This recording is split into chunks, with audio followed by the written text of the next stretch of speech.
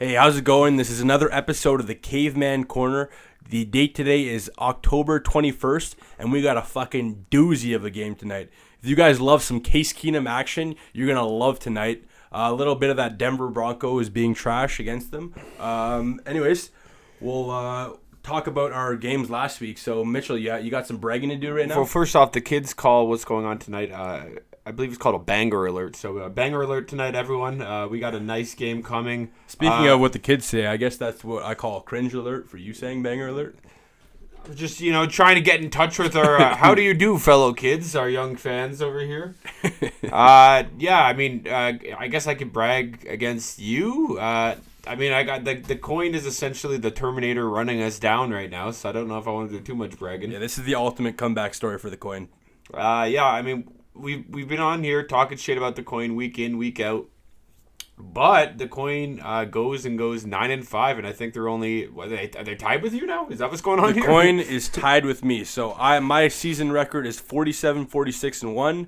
The coin is the same record, 47, 46, and 41. And Mitchell, 4 games up with a 51, 42, and 1 record. So there's your bragging rights. I mean, you're pretty awful with the sell my soul bets and pretty much anything when it comes to putting your money where your mouth is. But you know what? I got to give you credit. Your picks are doing well. You know what? I'm 1-1 on the sell my soul bets, so I guess that makes me the soulless guy for this week. But you are indeed a ginger. My actual picks seem to be doing all right so far. I mean, I went 6-8 last week, which isn't perfect, but it's not really destroying your record too much. So I think this week when we looked at them, we had a couple differing choices. So this could be either a week where I extend that lead or you come back a little bit. Or the coin could just surpass both of us. Well, you never know. We don't even know what the coin's choices are going to be till we flip that thing. I mean, I wish I had the camera actually recording for before this podcast when you were panicking and about not knowing any of the player props.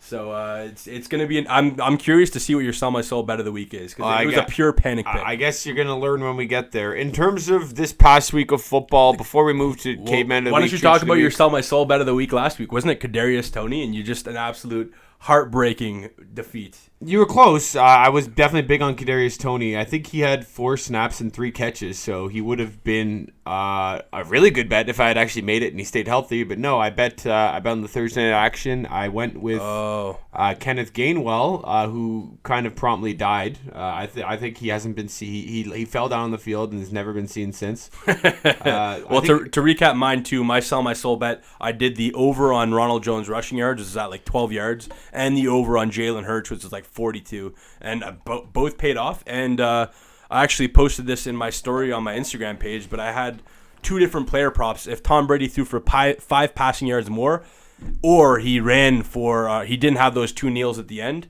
I would have turned a two $5 parlays into like $6,000, which is absolutely heartbreaking, but I made up for it on the weekend with my biggest DFS win ever.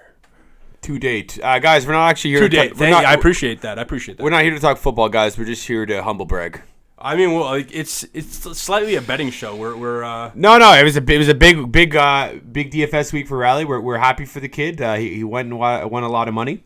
Yep. Now he's got to bring that DFS magic to the picks, because he's struggling a little bit there. But I'm 3-0 on sell my soul bets of the week, and I got a fucking doozy this week. All that matters is it's a long season, right? That's what the coaches say. You got to tell them, give them the old Aaron Rodgers relax speech. You know what? It's not over yet. We talked about the Thursday night. Hold on, before we move into these games, I talked a little bit about at the end of the last podcast. Going to the LSU game. Did see my first college football game live at LSU. Probably about 70,000 fans live. Insane atmosphere. The team actually goes and upset Florida 49-42. And they actually ended up firing coach. Well, he's not fired. He's now the interim coach. Let go, kind of like Gruden. Resigning because of some off-field allegations, hitting on admins' wives. Bringing girlfriends to practices, so on and so forth. Is that? I didn't even hear that. That's the rumor, hysterical. At least. But yeah, I mean, what a crazy game to see live. 49-42, just like absolute insanity, and kind of crazy to see that they're moving on from him after that game. But I think they just decided that they want to move on. But yeah, let's just say there. But you haven't been to a game until you've been to a college football game. So for comparison's sake, how is that? Because we've been to a couple Buffalo games. How is it in comparison? A lot more people. In terms of tailgating, I'd say the Bills fans are getting a bit more rowdy, while LSU fans, they're having a good time for sure, maybe a bit more organized. You'd see things like frying live gators. I don't think you see that in Buffalo. Yeah, that'd be pretty hype. It's a bit different. I don't know if it's hard to top, throwing somebody through table at the Buffalo game, but to put it in context for our American listeners, we're a couple Canadian boys, so we don't really know the college football atmosphere as much as you guys. But yeah, that's something I definitely have to scratch off the bucket list. That sounds amazing. Couple fried gators too. Did you try a fried gator? I did have a little piece. How was it? It was good. It tasted a little saltwatery-ish. I don't know why that was, but honestly, the meat went down fine. Tasted pretty good. I enjoyed it. It had a lot of flavor. Sounds like they gave you a gator dick. That's what you ate. Not cool, man. All right, well, it was the gator that took Chubbs' eye in Happy Gilmore. Good man. So yeah, do you want to? Speaking of you want to talk a little bit about the Falcons' absolute ugly win? The Falcons didn't even play last week. All right, that's what I meant. I was thinking about their game against the Jets last week, but we already covered that. Oh man, we'll go back in time if you want, but no, let's move on to the Caveman of the week before we get into next week's predictions. Predictions. I'm gonna start it with the one, the only Aaron Rodgers. Why would I pick Aaron Rodgers? Good question. Typically, I kind of go for the more rugged cavemen, but Aaron Rodgers kind of had struggling. Chicago's got a tough defense. But he goes and he does his thing. He runs for the touchdown in the end zone to kind of seal the victory in the mid-fourth quarter last game. Catches a woman flipping him the double bird. Gives her the, I still own you. I fucking own you. Pretty legendary. Makes Aaron Rodgers 21-5 all-time against the Chicago Bears. He definitely owns that team. If you're a Bears fan, you want this guy out of Green Bay as soon as possible. I love a good troll. Aaron Rodgers, 2020 MVP. He still got it after that week one when people were, saying he was done. This is still their only chance at that last run, the last chance like the Chicago Bulls in the 90s. They're obviously not that kind of powerhouse team, but Devontae Adams could be gone after this year from what he's saying. Aaron Rodgers could be gone. They're 5-1 right now. This team's looking good. Aaron Rodgers, respect the move, kind of hilarious. And he did the championship belt too, the discount double check. Yeah, I mean, cavemen do like to talk shit. Probably pretty incoherent with the words too. It's pretty funny that he repeated the same line 3 different times. But I think he said he blacked out. Added a fuck to it though, which is great. But yeah, you gotta love the talking shit. For my caveman of the week, again, cavemen come in all shapes and sizes. For this one, I am a defensive player, so I notoriously talk shit about offensive players, especially when it comes to receivers. This guy right here, a receiver, they're super soft. They fucking give up on plays. But this one right here, Jamar Chase, his block to free up Joe Mixon for the touchdown was legendary. For a receiver to actually bust his ass for a play that has nothing to do with him and make that lead block, pancake a defensive back, that's a caveman move. And Jamar Chase, you are my caveman of the week, and we need more shit like that because I think this guy is a future, well, if not already a superstar in the NFL. Yeah, I mean, respect. Not a lot of receivers like the block. It's like DBs, like the Deion Sanders of the world, not liking to tackle. It happens. But, I mean, not even counting the blocking. You look at Jamar Chase. He's up there right now with Randy Moss in terms of how they've done through 6 games in a season. He's at about 560 yards.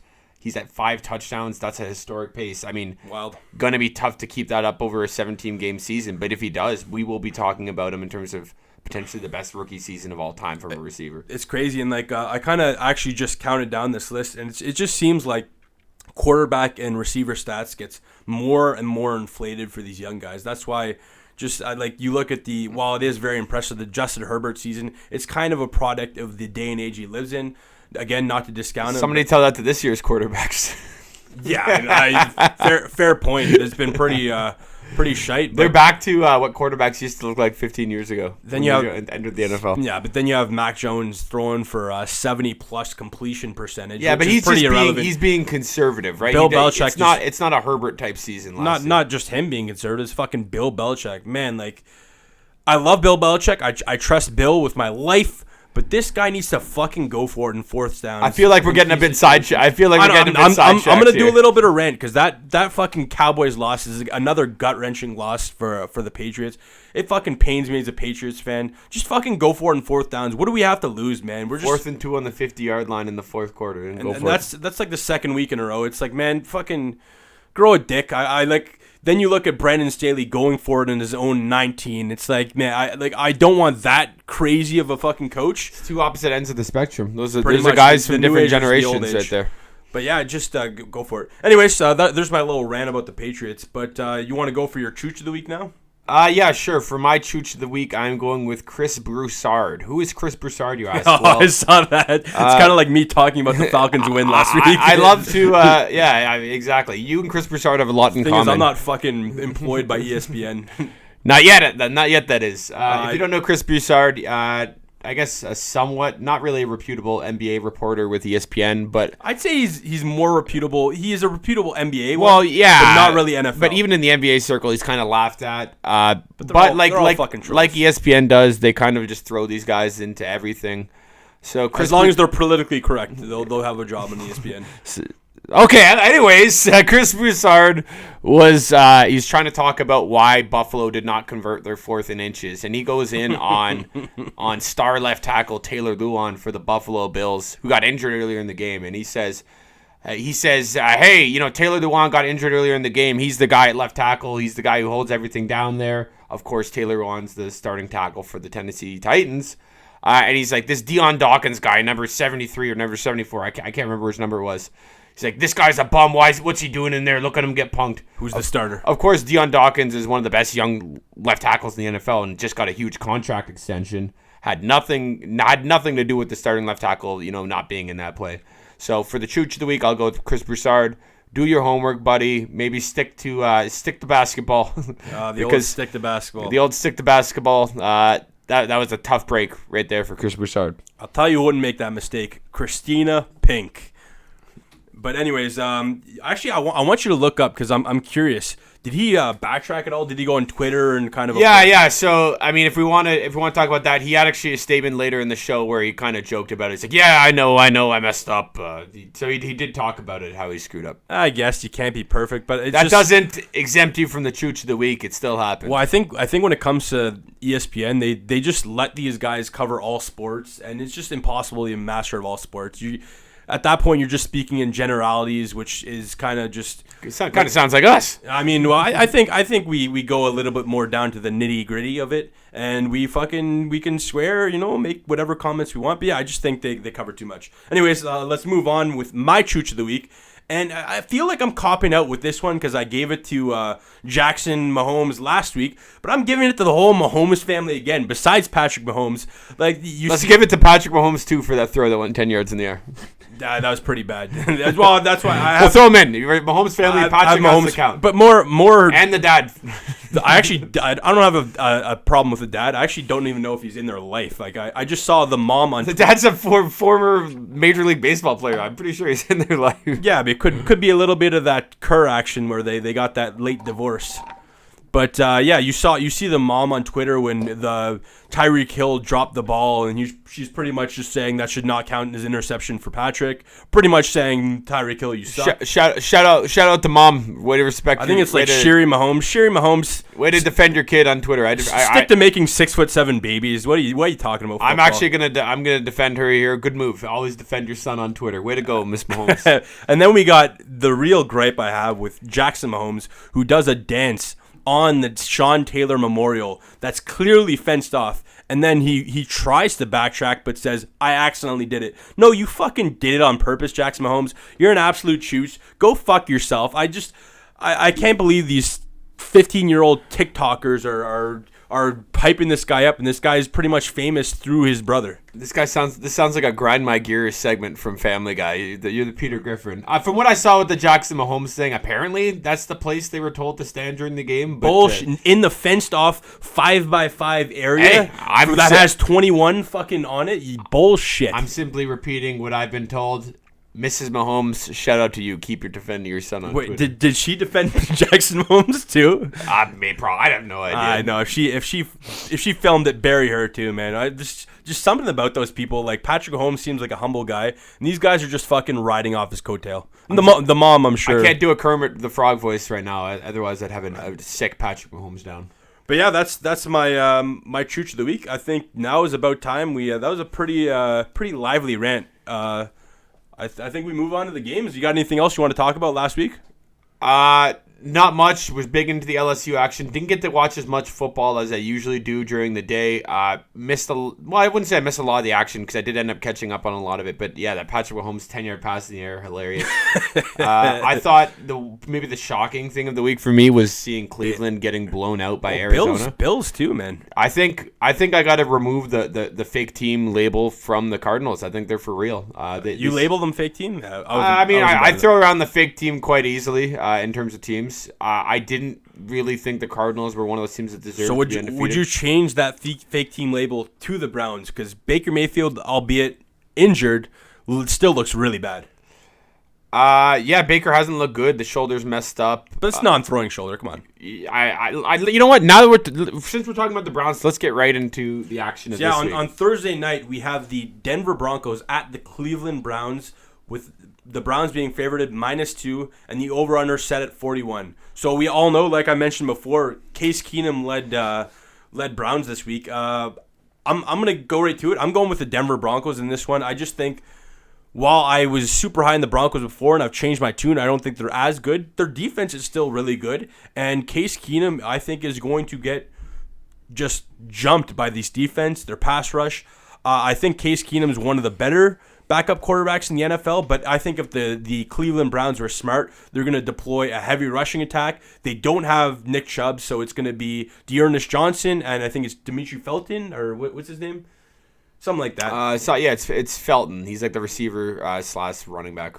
So I'm sure they're going to go with a heavy rushing attack, hopefully rely on their defense to pretty much carry them, but I just think Cleveland still being favored at -2 is a little shocking to me. I have to go with Denver, and I might actually go money line in this. What do you think? I'm going to read out some stats to you.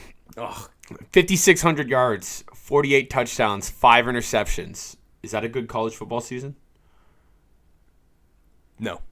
Most career passing yards, most passing touchdowns. So you're talking about Case Keenum? In college football history with the Houston Cougars. These sound like impressive stats to you? Let me pull out some Tim Tebow stats for you.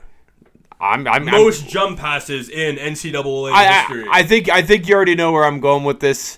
And if you know where I'm going with this, you should know, what do I love more than anything when I make my picks? Narrative. So what do you got here? Case Keenum. Keenum signed a 2-year, $36 million contract with the Denver Broncos back in March of 2018. Wow. I didn't know that. The season, is traded next offseason before his contract finishes to the Washington football team. This is what I like to call a revenge game. And Case Keenum is coming out with a vengeance. I think healthy Case Keenum is not that much worse than unhealthy Baker Mayfield. And that's an insane thing to say, but I think you nailed it. I think Case Keenum is one of the better backups in the NFL. Of course, the Cleveland Browns are they're essentially the replacements right now, right? Odell might not play. Jarvis might not play. Nick Chubb isn't going to play. Kareem Hunt isn't going to play. There's a lot of backups in this game. That defense, for the most part, is still pretty healthy. The rookie Jock, who might have won Defensive Rookie of the Year, won't play. A lot of replacements. I think between Case Keenum getting it done, I think Odell's going to end up playing. I think Dearness Johnson, he's still going to be able to run behind that nice O-line. Denver Broncos have not been good. They started the season 3-0. They've lost a few in a row. 3-0 against some slapdick teams. Yeah, exactly. They don't look good either. They're not fully healthy. Is Teddy Bridgewater going to play? It's up for question, is it not? That is up for grabs. Drew Lock might be the starter. So what's Denver's weakness right now? It's run defense, right? They're missing their 2 starting linebackers. Both have torn pecs. They're missing Bradley Chubb. He's out for the year. These guys have a lot of injuries too. I think Cleveland runs all over them. I seem to say this every week because of how talented I saw Cleveland. But I still think they're a far better team than the Broncos. Who have the Broncos beat? They sucked all last year. They come this year, they beat a few bad teams. They got to show me that they could beat a good team. And they got exposed by the good teams. It wasn't even close games. This is one of the games where whoever the loser is, I don't want to hear about you for the rest of the fucking year because you're going to be 3-4. Like, both of these teams are coming to this game saying we should win this game. I think Cleveland wins this game. They get to 4-3. They just got to find a way to get healthy, and a 10-day rest after this game will go a long way in that. So I'm going to take Cleveland by 2 or more here. So you actually, what you said perfectly segues into the first leg of my sell my soul bet. Dearness Johnson, 57.5 rushing yards. Smash that over. I completely agree with you. I think if Cleveland's smart, they're just going to deploy that heavy rushing attack. They know their strength is the defense. So yeah, just run Dearness Johnson into the ground. What's the worst case scenario? Case Keenum's not going to do much. Don't get me wrong. He's an all-time great college quarterback. He's not going to have to do much in this game. Hand it off to Dearness Johnson. Let your defense stop Denver's offense, which really can't do much. And make the rare play action throw. And actually, touching on that is actually my sell myself bet of the week, which is why I went on such a huge spiel about this game. It is Cleveland by 2 or more. All right, well, that's interesting. So I went Denver. To put it in perspective, I have a team of nerds that I lock in the dungeon. If you're new to this podcast, they actually have the return on investment, the percentage, is the exact same for both teams. So they have it dead even when it comes to betting against the spread. So this is just me going with my gut instinct. I think Denver on this one. Fair enough. All right, next up. On to the next one. Next up, we have the Washington. Oh, almost forgot. We got the coin. We got to flip right here. Fuck, this coin's already catching us. Maybe we should stop flipping. Can you grab me a pen too? Next up, we have the Washington football team at the Green Bay Packers, with the Packers favorited by -8.5. I'll let you start off with this one. Sure. So I mean, it's no secret. I've really been riding on Green Bay all year.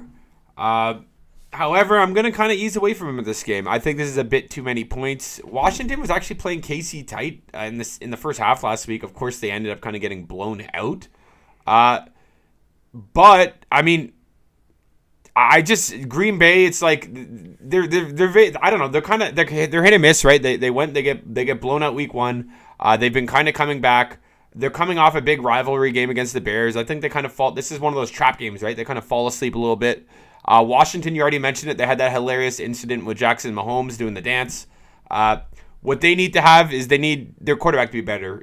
I made the comparison earlier this year. Taylor Heineke is a bit like Fitzpatrick, right? Like, I think we're seeing that he is exactly like Fitzpatrick, where he has those really good games, and he has the games where it's like, what the fuck is this guy doing? And he just had that Fitz-tragic game. Yep. So can he now bring his Fitz-magic? He's going to need to bring it against Green Bay. These guys can score points. The other thing to look at, will Antonio Gibson play? Obviously, very dynamic running back. He's been dealing with shin splints all year. I don't know if Green Bay is good enough to win this one by 8.5. I think they're clearly going to win the game. I just think Washington can keep this close. Yeah, and you actually didn't talk about a needle mover. I haven't checked tonight, but David Bakhtiari is actually potentially back this game. That is one of the best left tackles in the NFL. Maybe the best beer chugging left tackle. That's for sure. I mean, if I was Chris Broussard, I'd say he played for the Bills. But yeah, he could be back. That's definitely someone I would consider changing my pick. But I'm going Washington as well. You mentioned Antonio Gibson might not play, but I think J.D. McKissic is phenomenal. I keep saying this openly, but I think he's one of the better backup running backs in the NFL. Phenomenal pass catcher. And it scares me because Washington's 1-5 against the spread this week. But you're just looking at that plus 8.5 that they'd start with. I just got to go with Washington. Like you said, they played KC tough in the first half. I think they're good enough to keep it within a touchdown. Their defense finally kind of looked decent in that first half. They picked Mahomes off a couple times. Did I not call it, though, Mitchell? And you were questioning me for this. They're finally starting to actually put pressure on the quarterback, and that's what it comes down to. If they can pressure Aaron Rodgers, they could definitely keep this within a game, potentially win, but I'd say it's probably to channel 20% win. To channel Mrs. Mahomes, only one of those interceptions should really counted. But fuck Sherry Mahomes, whatever her name is. Anyways, we'll flip the coin. Sherry, we'll be happy to have you on the podcast. Don't listen to him. We'd happily interview you. The coin is going Washington as well. Next up, we have the Carolina Panthers at the New York Giants. Panthers being favored by -3, and the over/under set at 43. So another potential needle mover coming back. I know he's out of his prime. I know he's been injured for the past 2 years, but Stephon Gilmore playing is. We talked about how this Panthers defense is pretty solid, and I think him playing makes a difference. You look at their game last week. I don't know how much you caught of it, but Man, the Panthers receivers could not catch anything. Don't get me wrong, Darnold wasn't playing his best, but so many balls just drove him back at the end of the game. Yeah, I mean, so many balls just clanked off Robbie Anderson or DJ Moore's hands. They were doing Sam Darnold no favors. I think Sam Darnold gets a bad rap, and I think this Carolina Panthers team is better than this -3 says. I know exactly what you're going to say. You're going to talk about Danny Dimes, how much you fucking love him. We've heard this song and dance many times before, but I got to go with Carolina. I think they're the far better team, and I believe they might just trample the Giants. Yeah, I mean, I was about to get to it before you rudely interrupted, but yeah, New York is rudely interrupted. I started off. What are you talking about? It was a little quip there, Riley. New York is one of the most volatile teams in the NFL, and they showed it last week by just getting trounced by the Rams. The game was never close, start to finish. Both sides of the ball dominated. O-line, D-line dominated. But that's also a testament to how good the Rams are. That is also a testament to how good the Rams are. I am still a Danny Dimes fan. I don't think his team is doing him any favors. Part of that is you're missing your starting left tackle, top 5 pick, Andrew Thomas. He's going to miss a few weeks now. You're missing 3 of your top 4 receivers. So who are they down? They're down Kenny Golladay. They're down Kadarius Toney. They're also down Darius Slayton. So right now they have Sterling Shepard, who to be fair is a very solid veteran receiver. Other than that, you're looking at Dante Pettis, John Ross. These guys. A little Evan Ingram action. This is essentially the island of misfit toys from the old Rudolph the Red-Nosed Reindeer, right? Like this is not the guys you should have your starting receivers. Evan Ingram, as talented as he is, never has put it all together. This guy's got 2. I'm saying all this, but I want to talk a little about the Panthers too. They seem to be the NFC's Denver Broncos in a sense, like right? Are these guys fool's gold? They started 3-0. They're now 3-3. Darnold started the season on a tear.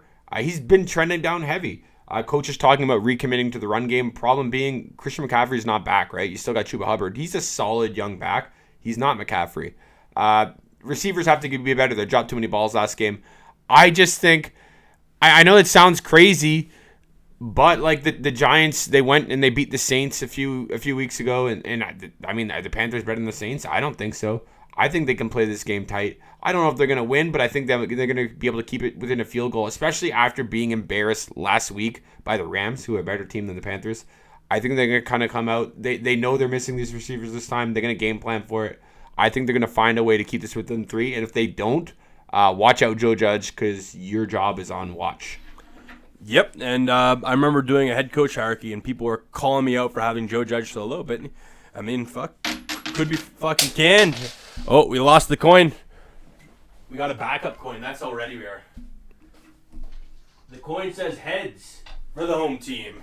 All right, next up, we have Mitchell's Atlanta Falcons at the Miami Dolphins, with Falcons shockingly being favored by -2.5. Is that really shocking against the Dolphins? I mean, Dolphins at home, and these have to be 2 of the worst teams in the NFL, right? Falcons have a better win percentage than the Patriots. So you think Falcons are the better team then? Yeah, they play each other later this year. So we already have a $50 bet that the Saints will finish with a better record than the Falcons. Do you want to go $50? Are we gonna talk about this bet every time, or can we talk about the game? Or do you want to add the bet $50 that the Patriots end up with a better record than the Falcons? I will take the bet we already have, and we'll talk about the game on hand here. Do you want to talk about a little bit about the action? If you guys are just listening, I have my hand out ready for a handshake, and this coward is refusing to shake my hand. He's scared to make the bet, and rightfully so. The Falcons suck. So go ahead, talk about why you think your Falcons are going to win. Falcons coming off a bye week. They're 2-1 in their last 3 games. In those games, I've become a stat guy recently. I come on this podcast with stats now. Matt Ryan has completed 69% of his passes. Very nice. For 868 yards, 8 touchdowns, and 0 interceptions. Offense finally seems to be turning it around. Kyle Pitts finally got involved against the Jets. He had over 100 yards and a touchdown. Thank you for that. Sell my soul bet of the week. And Calvin Ridley, he didn't even play last game. He's coming back from personal leave. So they're coming off bye. They're more prepared. Their young guys are getting involved. Meanwhile, the other end of the spectrum, you've got the Miami Dolphins. Not only did they lose on Sunday to the Jaguars, who, by the way, had lost 20 games in a row previous to that, but it was a game in London, right? So you'd think they'd have 7 days to prepare. That's a long trip. It takes a while to do all that, visa, passport, get back to your practice. It's a short week for that team, essentially. Other thing we got to look at, and somehow we didn't even mention this at the start of the podcast, there's trade speculation surrounding the Dolphins. Are they going to be trading for Deshaun Watson? Should those massage parlors be on watch over in Miami? Potentially. It's a distraction for their team. They lost their Jaguars, who were arguably the worst team in the NFL. They're on a short week, and they're playing against a team who's coming off a bye. I think that smells disaster for Miami. Well, I do agree with a lot of your narrative takes there. I mean, I also just think that the Falcons stink, and that's why I'm making that bet. Pure, plain and simple. I'm gonna follow the points in this one. I think these are two really bad teams, but because Miami starts with 2.5 and they're at home, I'm gonna go with Miami in this one. See, the coin thinks. The coin is going tails for Atlanta. Falcons do have a way to break my heart. I mean, I could definitely see it going the other way, but I think everything's pointing towards a win here. And if they're somehow able to win this and get to 3-3, they got the Panthers next week, who haven't looked so hot. So potentially a positive record. Well, for the sake of this podcast, I hope they do lose just to see tears coming out of your eyes. Next up, we have the Cincinnati Bengals at the Baltimore Ravens, with Baltimore being favored by -6.5 and the over/under set at 47. I love Cincinnati in this spot. I actually think this is a great time to bet Cincinnati. One of my more confident bets of the week. I know Baltimore is the better team, but Cincinnati is severely underrated, specifically their defense. And I think when it comes to their offense, Joe Burrow is really starting to look like the quarterback he was hyped up to be. I mean, obviously he started really strong in his rookie season, but I think he's going to pass all over this Baltimore defense. I don't think Baltimore defense is that good, and it's just going to be an air fest. I could see this game being a really big high score. I was tempted to bet the over on this one, but I also think Baltimore is pretty notorious for playing down to competition. You see them against great teams. They hold their own against great teams, but then they face a lesser team like the Detroit Lions and nearly lose. I think Baltimore is the better team, but I think Cincinnati is going to cover that -6.5 point spread. And I think this is another one, potential upset here. I like the money line. I think it was like plus like 300 for the Bengals, and it was intriguing. So yeah, I'm going to go with Bengals in this one. I also went Bengals, and since I'm a stack, I'll bring up another stat. So, where the hell are you pulling these stats from? I'm like slightly impressed. Just in my head. The Cincinnati Bengals 4-2 on the season. How many points do you think they've lost their 2 games by combined? I guess like 4. 6 points total, and this is a 6.5 point spread on this one game. So you're telling me they're gonna lose by more than they've lost by all year in their 2 games? Tough to believe, right? Like, Cincinnati's been playing teams tough. However, I mean, right, this could be their biggest test of the season. The Ravens are coming off a week in which they trampled the Chargers. And I think we both picked the Chargers to cover that spread last week, did we not? We did, and we could not have been more wrong. I think the one thing I said was like Vegas trap. It was a trap. I'm like, I gotta take the Chargers. They look so good, and I'm like, the one way they lose this is if the Ravens run all over them, and that's exactly what they did. The Ravens defense actually did finally play a pretty good game. I know you said they haven't been good, but I mean, they kind of held Justin Herbert all game, right? Justin Herbert is a better quarterback than Joe Burrow, I'd say. Not by much, but I think he's a bit better. Tough to see Burrow passing all over him. But I think the Bengals are good enough to keep it within this, essentially a touchdown spread. Another thing to note, the 2 games that the Ravens played against the Bengals last year, they won 27-3 in the first game, which was the Joe Burrow-led Bengals. They won the second game 38-3. So I think that has a little bit to do with this spread. The Ravens historically have kind of trampled the Bengals. They killed them last year. So are the Bengals for real? We're going to find out soon, right? They're 4-2. You got to keep this at the very least a tight game. You cannot let the Ravens beat you by 6.5 or more. So I'm going to take the Bengals here. To add to your stats, I actually just looked up their schedule. They won against the Vikings, Steelers, Jags, and Detroit Lions. And then they lost against the Packers in the overtime, 25-22, and then lost to the Bears in week 2, which was 20-17. So there you go, right? They almost beat the Packers. They probably should have beat the Packers if there wasn't that ridiculous kicking performance. So my chooches of the week, if you recall. Yep. Every NFL kicker. This will be an interesting one. The coin is going heads for home. They're going Baltimore. That scares the hell out of me. I really hope the coin doesn't beat us. Can I switch? Yeah. So, yeah, next up we have the Kansas City Chiefs at the Tennessee Titans, with the Chiefs being favored by -5.5, and the over-under set at 57.5. I called it last week. I was wrong because the football team stunk, but this is another one I love the over on. The over set at 57.5. I'm going to smash that over, and I'm probably going to catch myself doing some props with Patrick Mahomes passing yards and passing touchdowns, all the above good shit. So we'll see going up to it or leading up to the game how the player props go. But back to the actual game. So yeah, crazy game for Tennessee.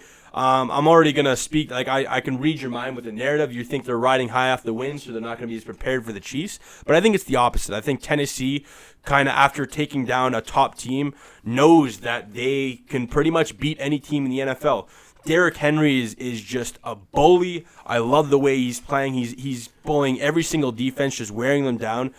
I feel like the Chiefs will do everything in their power to make Ryan Tannehill and this passing attack beat them. I think they're gonna stack the box against Henry, and teams have done that, and he's still performed. So we'll see how that goes. But yeah, I just think Tennessee is going to lose this game, but they're good enough to keep it within the 5.5 point spread. And just to segue, the second leg of my sell my soul bet is Derrick Henry under 127.5 rushing yards. That prop is ridiculous considering the highest average rushing yards in the season is like 130. So they're just pretty much assuming that he gets this ridiculous margin again. I'm smashing the under on that, and I'm going Tennessee to win. Mitchell? We were talking about the improved defense of the Washington football team. How about talking about the improved defense of Kansas City? They went and they shut down Washington last week. I get that's not the most stout offense in the world, but they absolutely killed Heineke. Antonio Gibson couldn't get anything going. That was a big win for them. Even with Mahomes throwing 2 interceptions, they found a way to win by, 18 points, 17 points.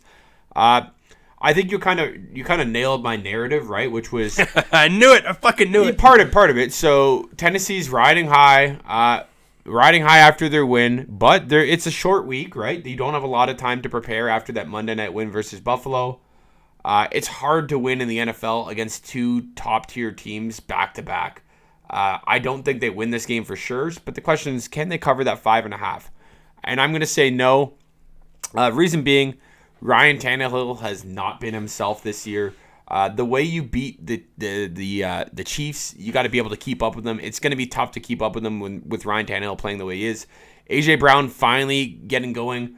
Julio he looked great when he's healthy. He can't stay healthy. The guy hasn't been able to stay on the field. We don't know if he's going to play for this game. I do want to touch a little bit more on Derrick Henry. The guy's on pace for nearly 500 touches this year, over 2,000 yards. I think it was about 2,300 rush yards. Ridiculous. On just under 30 touchdowns. He would be the first ever player to put up back-to-back 2,000-yard rushing seasons, and he's easily on pace to do it. But man, nearly 500. Like, he's on a historic pace for like everything. It's gonna be tough to keep that up. But yeah, I mean, I've been riding the Kansas City revenge tour. They kind of screwed me in the Bills game. Helped me the week before that. Helped me last week. I'm going to keep riding that. I think Pat Mahomes and the Chiefs are still kind of the class of the NFL, and they got to prove that they are. So it's going to start this week by beating the Titans team, which just beat the Bills. Well, yeah, I actually I left Kansas City in my top 5 my power rankings last week. Got a lot of flack for it, but I'm not one of those people to overreact. I know their defense has struggled, but they're still a top team in the NFL. Like their offense is, I still think, the best in the NFL. I can't imagine they don't at least make it to the AFC. I feel like did you ever have a ranking you don't get flack for? Yeah, I mean that's one of those ones that I actually could understand the argument against not having them in the top 5, but I don't overreact to early season losses and wins. All right, the coin is going heads for the home team. Next up, we have the New York Jets at the New England Patriots, with the Patriots being favored by -7. We'll let you kick this one off. So yeah, I mean, I had my little rant at the beginning. God damn, was that a heartbreaking loss. Bill Belichick, just please, I know you need to have that old school mentality, that old school coaching, things you're doing, but just adopt a little bit of that new school. Go for it on those fourth downs. And I don't know if you remember, like back when we had Tom Brady, there was that one legendary game against the Colts where we didn't want to give the ball back to Peyton Manning, so we went for it on our outside of the field, and then we ended up giving the ball back to Peyton Manning. It was a crazy comeback. I think this was like the most televised regular season game of like the past decade. But yeah, just kind of adopt that. I know we have a rookie quarterback, but like if we lose to the Jets this week, I will be on suicide watch unless I win some ridiculous amount of money. But I just can't imagine we do. This is at Gillette Stadium. We've talked about the ridiculous record that Bill Belichick has against against rookie quarterbacks. So unless this is Davis Mills who suddenly gets traded to the Jets and he fucking punks us again, I think we're gonna trample this Jets team that has way too many holes and is far less. They're far less coaches. I don't even know what I was trying to say there, but they're just a far worse team. He's just too passionate about his Patriots. It's been a frustrating year, and I talked about it. I went the over for this game. I think this is going to be another ugly game. I think Bill Belichick knows he needs to deploy that heavy rushing attack. Damian Harris starting to catch stride. I believe that this is going to be a rushing effort from both sides, and I'm going under 42.5 for this. I have a hard time believing the Patriots, the same Patriots who lost to Miami Dolphins, who are apparently a trash team. They were losing to the Houston Texans. Probably could have lost that game. They go last week. They're not looking there, right? They go last week. They played the Dallas tough. They played Tampa Bay tough, but they're not winning those games. I will say that I'm supposed to buy that this team is going to somehow come out here and beat the Jets by 7 now. I get that. Yeah, you beat them. Great. You beat them earlier in the year. At Gillette Stadium. Yeah. Great. Beat them earlier in the year. Guess what? You've been proven to be fraudulent versus rookie QBs. Long neck Davis Mills, as you mentioned, went and punked you guys. Steve Belichick's a big-time weirdo. I don't want to see him licking his lips on TV anymore. I love it. I don't want any of it. The Jets, they're coming off a bye week. I don't think they're going to right the ship completely, but especially with a team as young as them, that bye week's going to be huge. Install new plays. Make sure the plays that are installed now are being run correctly. They got absolutely trampled by New England the first time around. I just don't see that same thing happening right now. The Patriots now versus that week, they feel like two different teams almost. I think the Jets probably lose this game. I don't buy that they should be 7-point underdogs. You think the Patriots were better then? I don't understand the argument you're making. I think the Patriots looked a lot better then than they do now. I can't buy that the Pats, who should have lost to the Texans last week, are going to all of a sudden beat the Jets by 7 or more. You mean 2 weeks ago? Yeah, 2 weeks ago. Regardless, I'm taking the Jets plus 7. All right. Well, I know you're just picking the Jets just to be contrarian to me, so I'll allow it. Every single time I've picked against the Patriots, I've won. God, I appreciate it. I've picked them every time, and it's fucking. No wonder my record's so much better than yours. I can't help it. All right, the coin is going with the Jets as well. It's going to be nice to make up the margin against you two. Next up, we have the Detroit Lions at the Los Angeles Rams with the second highest. Los Angeles Rams. The second highest point total of the week, minus 15 for the Rams, and the over/under set at 50.5. So, let me kick this one off. You know where I'm going. Bite those fucking knees off. We're going to bite knees. We're going to play hard. This is the narrative game of all narrative games. Hit me. Jared Goff, revenge game. He's going to play the Rams, who, of course, he was the first overall pick with, who he had some successful seasons with.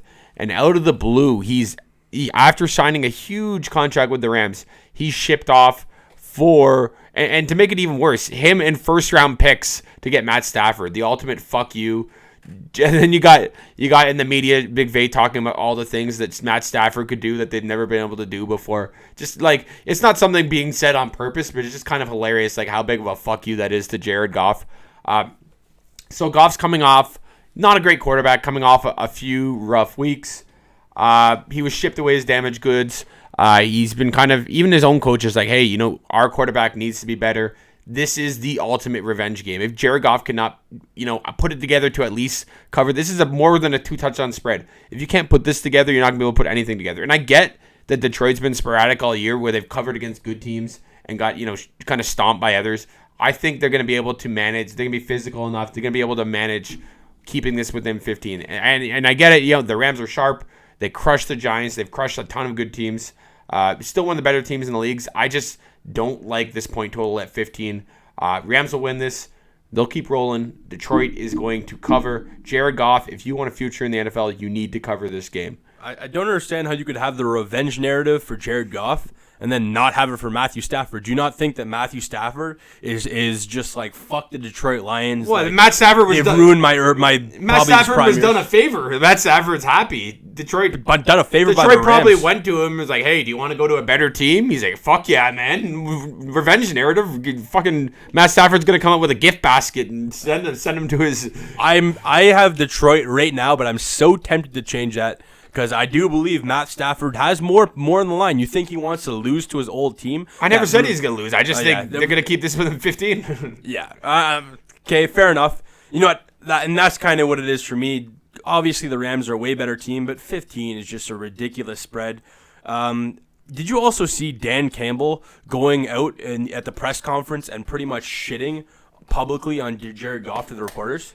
Yeah, that's part of my revenge narrative. I think he's doing that to put a fire in Goff. I think it's smart, and it's weird. It wasn't like him frustratingly shitting on him. It was kind of like a disappointed dad. He's like, you need to do more. Like, I'm disappointed in you. I think that's kind of the way. Like, I feel like Jared Goff's a little bit of a fucking snowflake. That's kind of the way he needs to be treated. So, I'm gonna go Detroit, exactly like you said, 15-point spread, and I think Detroit's good enough to keep it within 2 touchdowns.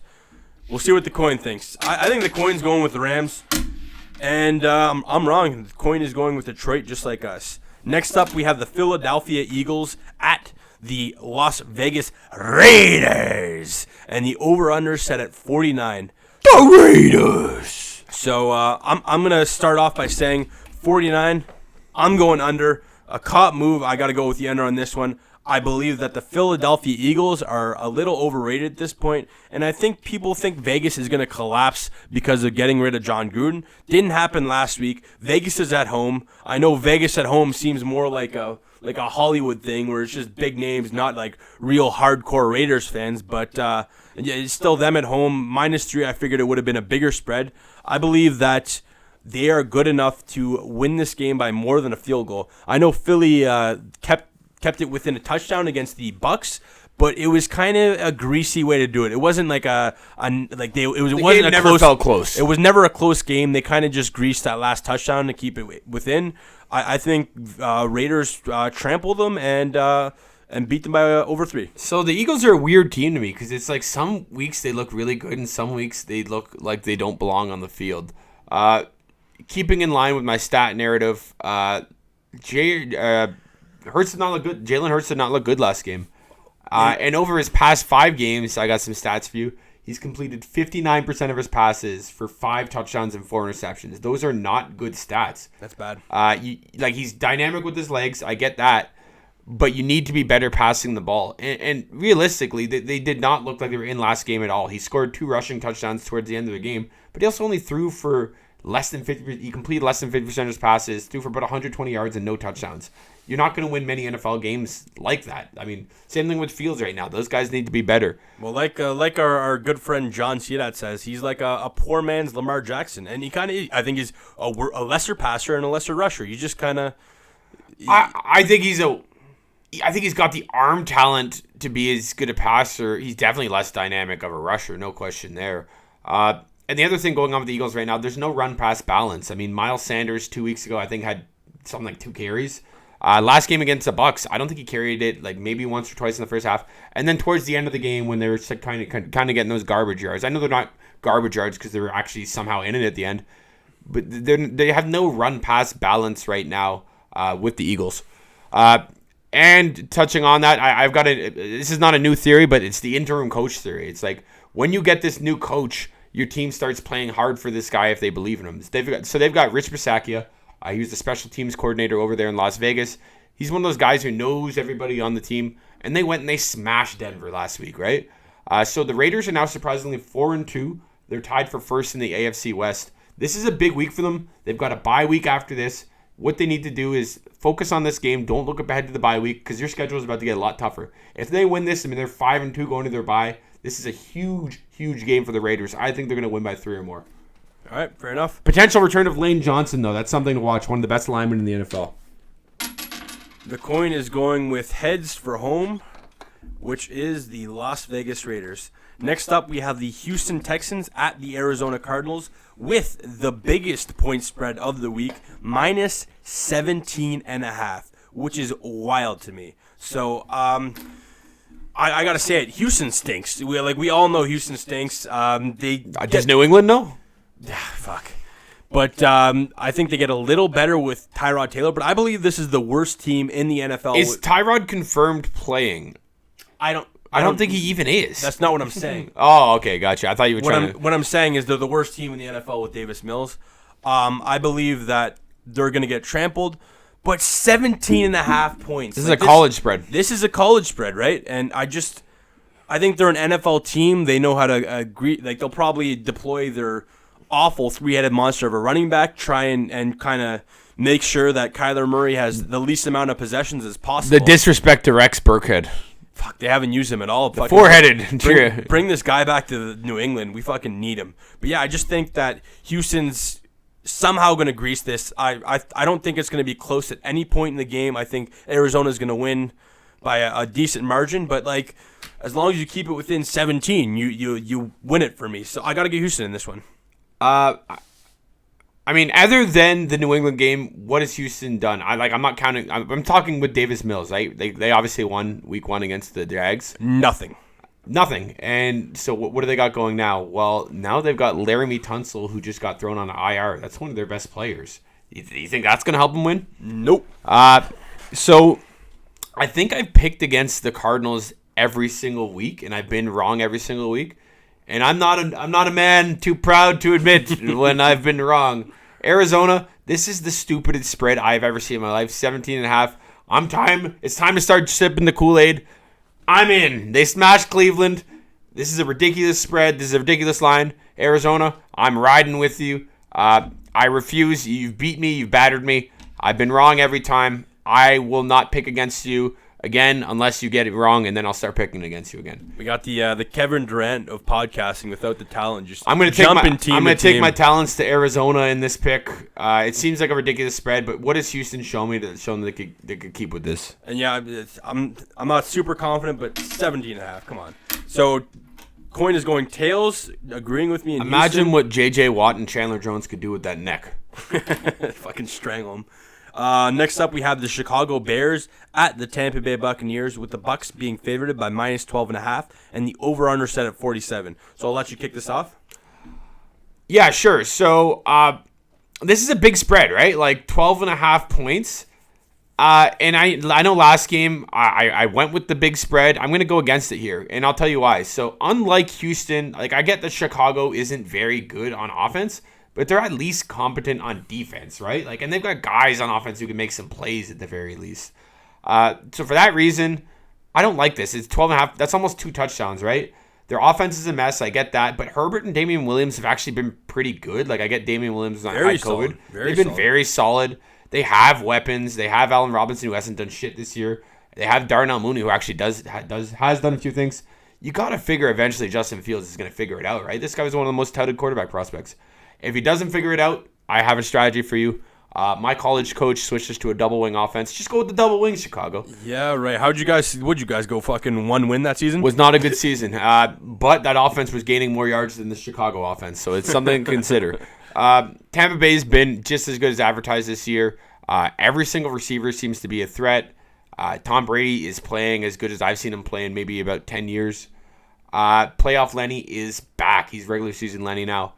But I think they are a bit vulnerable on defense. If there's a week Chicago is going to get it going on offense, this is the week.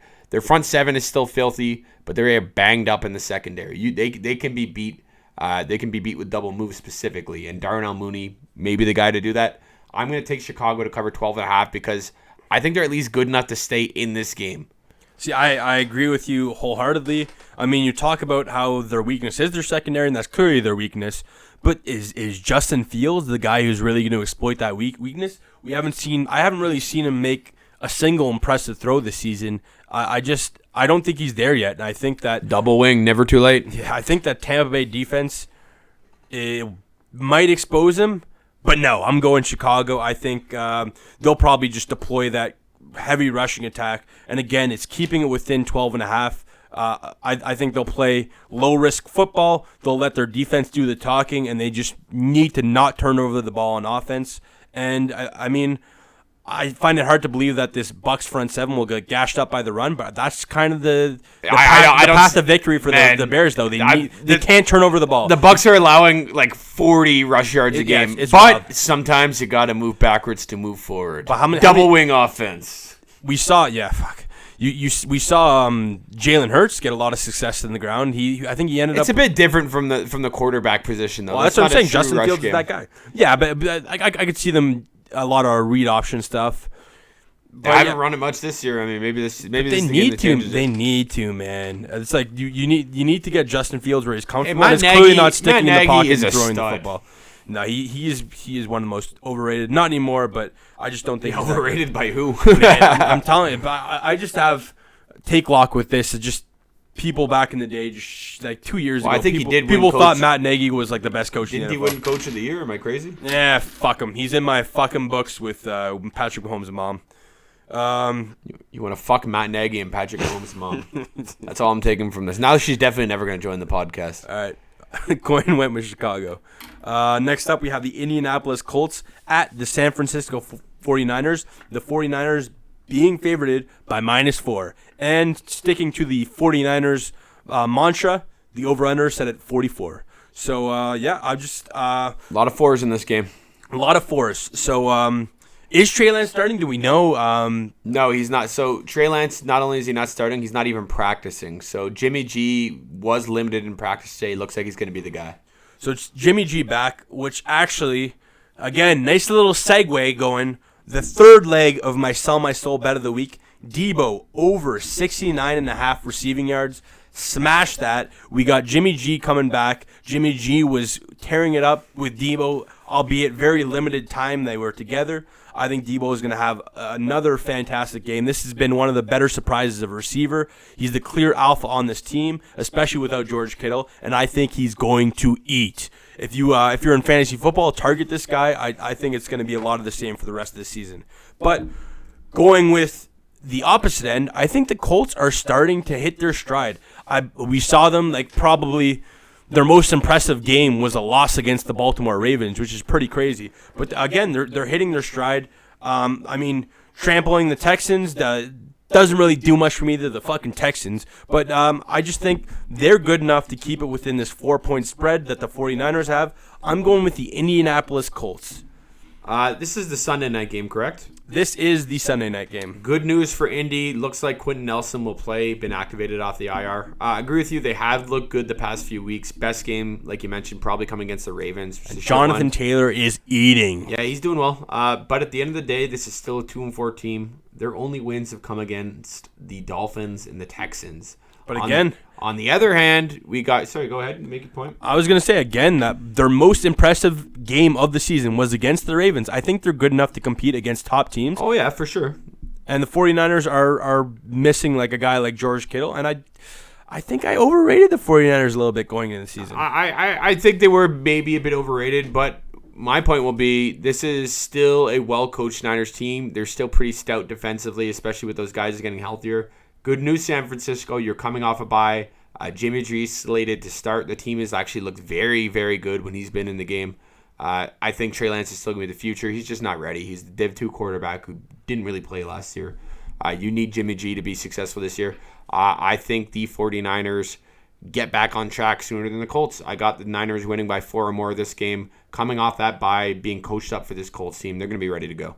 Yep, I mean, I can't argue with you there. We'll see if the coin will argue with you. The coin is going tails for the Indianapolis Colts, pairing with me. I think the coin went with me a lot. This might be the coin, the week me and the coin kind of make up some ground on you.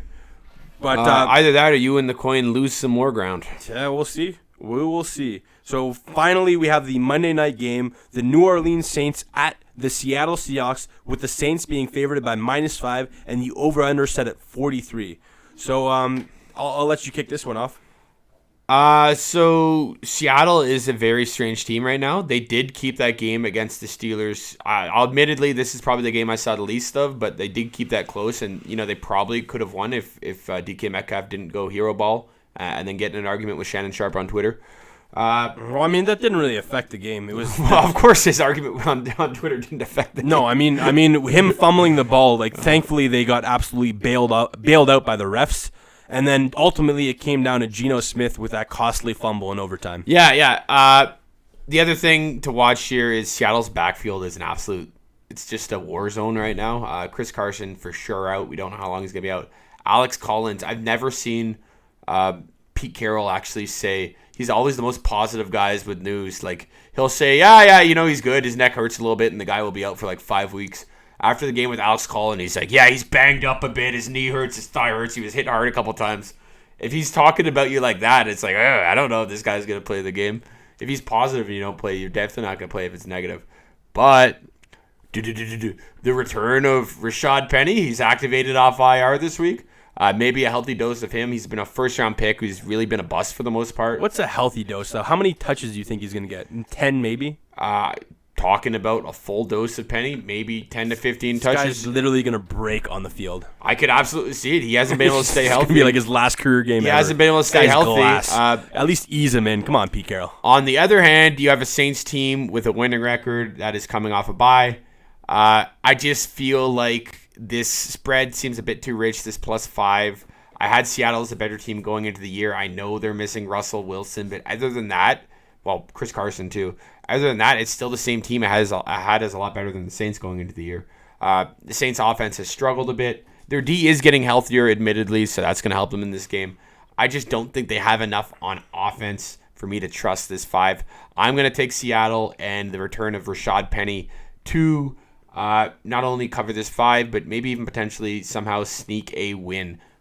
See, Mitchell, I don't want to make this about our fantasy teams, but I saw you start Rashad Penny in our redraft. How fucking desperate can you be? I know it's a 16-man league. Why don't you start DJ Dallas? Come on.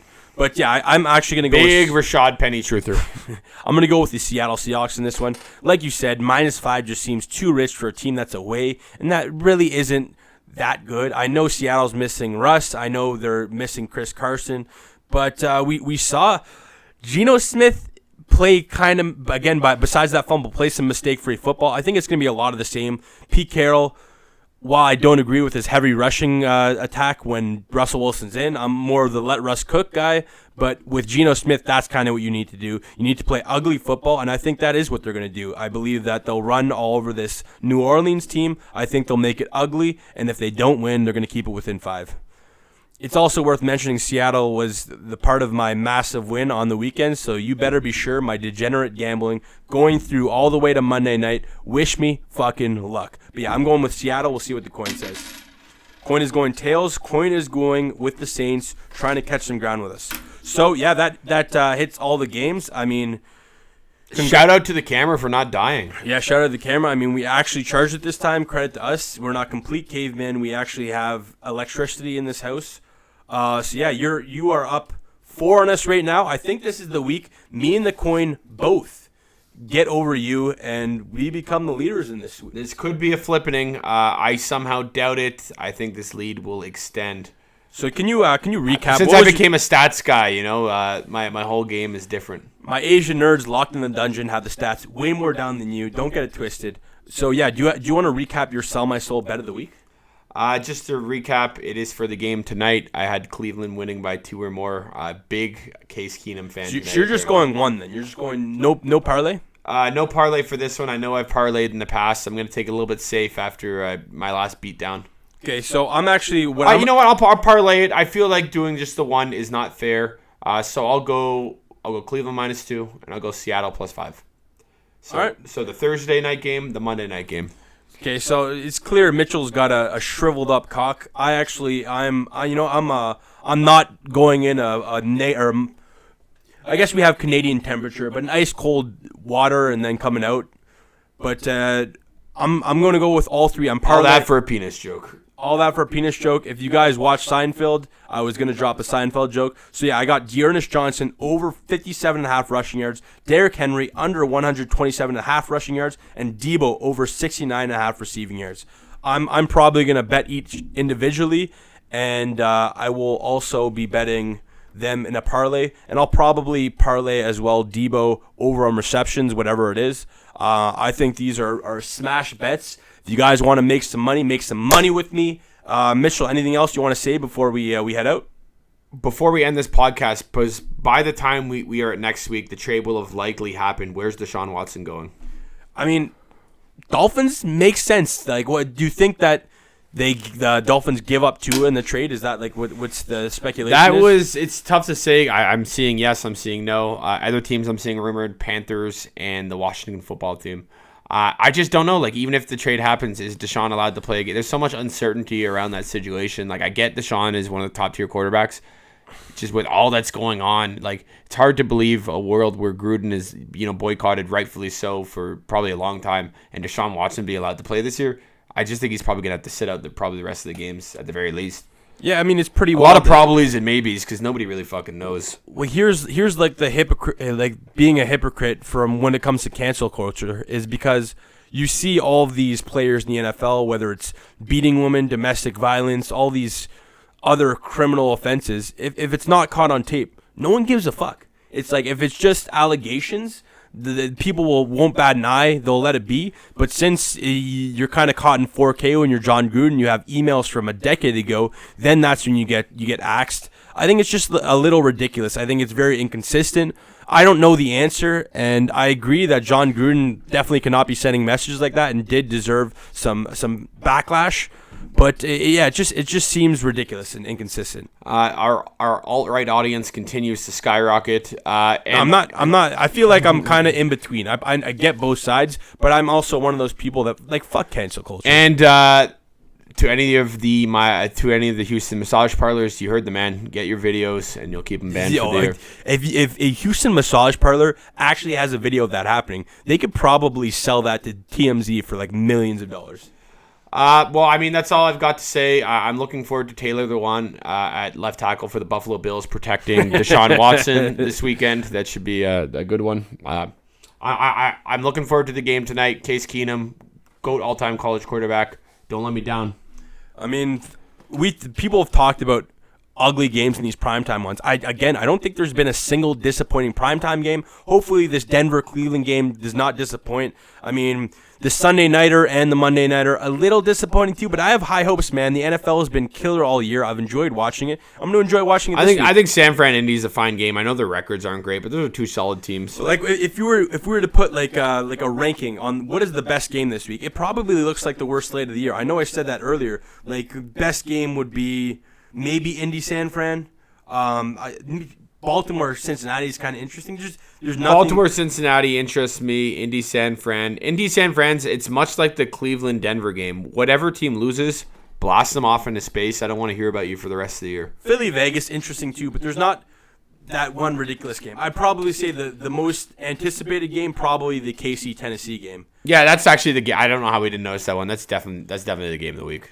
Yeah, I mean it's gonna be fun regardless. Again, I have high hopes for any of the slates in the NFL. The NFL continues to amaze me, wow me, and I'm gonna win some fucking money. This guy's how much is the NFL paying you to drop these this optimistic?